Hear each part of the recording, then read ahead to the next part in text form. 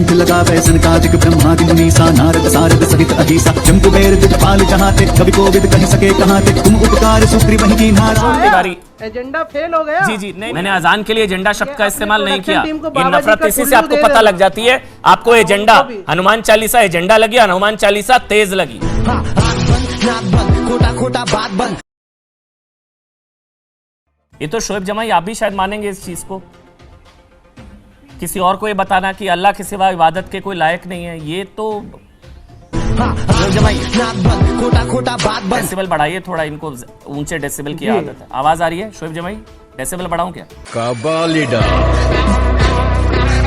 हाँ, ये सही कहा आपने। इसी तरह अगर आप बिल्कुल डेसिबल कम कर देंगे अजान की, तो जो नमाजी इंतज़ार में होंगे उनको पता नहीं चलेगा कि कब मस्जिद में जमा होना है, इसलिए थोड़े एक सर्टेन डेसिबल के साथ अजान दी जाती है। ये फंस गया। जैसा अभी मुझे नहीं सुनाई दे रहा था, आपने डेसिबल बढ़ाया तो अब मैं सुन लिया। लेकिन ये परमिसिबल लिमिट से ज्यादा नहीं अपनी होनी अच्छी चाहिए से ना? बात रखता हूँ। और मैं अगर ये कहूँ कि हाँ, मतलब इस पैनल में कोई बैठने लायक नहीं है, जैसे आप कहते हैं कि अल्लाह के सिवा कोई और इबादत के लायक नहीं है, अगर मैं कहूँ इस पैनल में मेरे सिवा कोई बैठने लायक नहीं है, तो आपको कैसा लगेगा? नहीं, मैं आपकी इस बात से बिल्कुल सहमत हूँ कि परमिसिबल लिमिट से ज़्यादा नहीं बढ़ाएंगे। मैंने भी इसका बिल्कुल समर्थन नहीं किया और आपने परमिसिबल लिमिट से ज़्यादा नहीं बढ़ाई, और ये बिल्कुल सही है।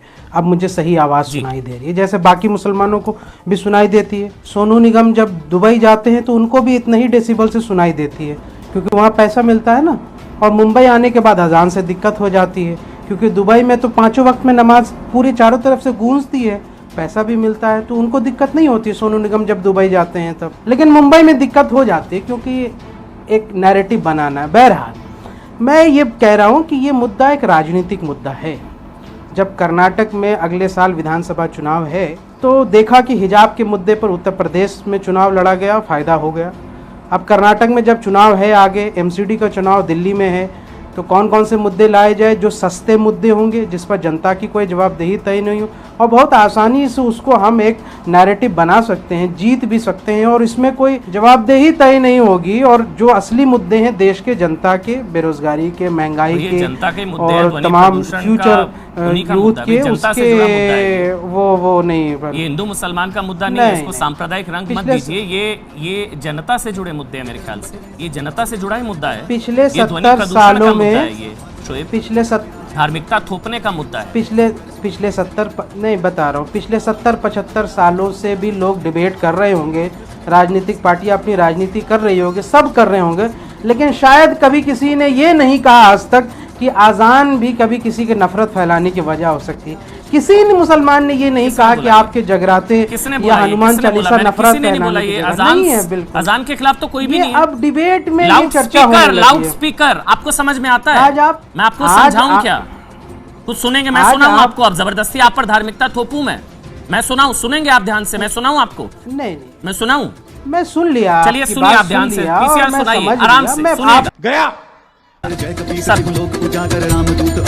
शोएब को दिखाइए, शोएब को दिखाइए, शोएब एक मिनट, शोएब को दिखाइए स्क्रीन पर। शोएब बहुत खूबसूरत, जबरदस्ती बहुत खूबसूरत। नहीं, वो तो खूबसूरत है, आराम से बैठे हैं आप। वो तो रात को सो रहे होंगे, सुबह 4 बजे उठा के आपके कान में सुना होगा ना, तब पता लगेगा कितना खूबसूरत है। वो तो मुझे पता है। ये तो जब आप सुबह 4 बजे सो रहे होंगे ना, तो 4 बजे आपके कान में नहीं, और ये जबरदस्ती पांचों पहर आपको सुनाया जाएगा। रात को 4 बजे आपको सुनाया जाएगा, तो आपको लगेगा हर रोज सुनाया जाएगा। धार्मिकता थोपना आप समझिए, मैं जो समझा रहा हूँ अपनी बात कह लूं, मैं जो समझा रहा हूँ आपको वो समझिए। मैं ये नहीं कह रहा हूँ, मैं बस ये लाउड स्पीकर का विरोध है। अजान के खिलाफ कोई नहीं है, अजान के खिलाफ शोएब कोई भी नहीं है। लाउड स्पीकर का 365 दिन हर रोज पांचों पहर सुबह 4 बजे आप सो रहे हैं, मैं आपके कान में हनुमान चालीसा लगा दूंगा लाउड स्पीकर, उसका विरोध होगा। शोएब चलिए अब मैं जवाब आपके पास कम से कम मेरा जवाब लेंगे तभी तो। बिल्कुल शोएब देखिए, देश के दर्शक देख रहे थे, चैनल की तरफ से ये कोशिश हुई कि बहुत तेज आवाज में हनुमान चालीसा पढ़ी जाएगी, तो शायद शोएब जमाई गुस्सा हो जाएंगे और भाग जाएंगे माइक छोड़कर। तेज क्यों लगी? ऐसा नहीं हुआ, मैं मुस्कुराता तेज लगी ना आपको? क्यों तेज लगी? सारे मैंने सुन रहे थे, किसी को तेज नहीं लगी, आपको तेज लगी ना? देश के लगी ना तेज? नहीं लगी। अभी आपने बोला तेज सुना के चैनल की कोशिश, तेज सुनाकर आप सब सुन रहे हैं। शाम को लगा भी तेज आपको? इसलिए आपका ये फेल हो गया। नहीं, आपको तेज क्यों लगा शोएब जमाई? आपको तेज क्यों लगा? सफल हो गया। फेल देखिए, आप जो तेज क्यों लगा आपको? थे वो फेल हो आपको गए। हनुमान चालीसा तेज लगी ना? अब यही रोज पांचों पहर पूरा दिन कभी भी किसी वक्त सोते वक्त आपको सुनाएगा, आपको तेज लगी ना? अरे भाई नहीं लगी, जबरदस्ती क्यों कह रहे हो? नहीं लगी भाई, बहुत खूबसूरत लगी, बहुत अच्छी लगी। आपका एजेंडा फेल कर गया। आपका एजेंडा ध्वनि प्रदूषण और लाउड स्पीकर के खिलाफ है, अजान के खिलाफ नहीं है। ध्वनि प्रदूषण और लाउड स्पीकर के खिलाफ है। किशोर तिवारी और अल्ताफ खान, पहले मैं किशोर तिवारी के पास जा रहा हूँ। चलिए हो गया, बस डेसिबल इतना ही अलाउड है। किशोर तिवारी एमएनएस कह रहा है कि हाँ, मुस्कुरा रहे किशोर तिवारी। किशोर हो गया ना, बस करिए ना, कोई नहीं सुनना चाह रहा। हो गया एजेंडा फेल हो गया ना? चलिए किशोर तिवारी, एजेंडा फेल हो गया। जी नहीं, हनुमान चालीसा कोई एजेंडा नहीं थी। एक तो थोड़ा शब्दों का चयन, हनुमान चालीसा कोई एजेंडा नहीं है। सुन लिया, हनुमान चालीसा कोई एजेंडा नहीं है। शब्दों का चयन ठीक करिए। मैंने अजान के लिए एजेंडा शब्द का इस्तेमाल नहीं किया। ये नफरत इसी से आपको पता लग जाती है। आपको एजेंडा हनुमान चालीसा एजेंडा लगी, हनुमान चालीसा तेज लगी।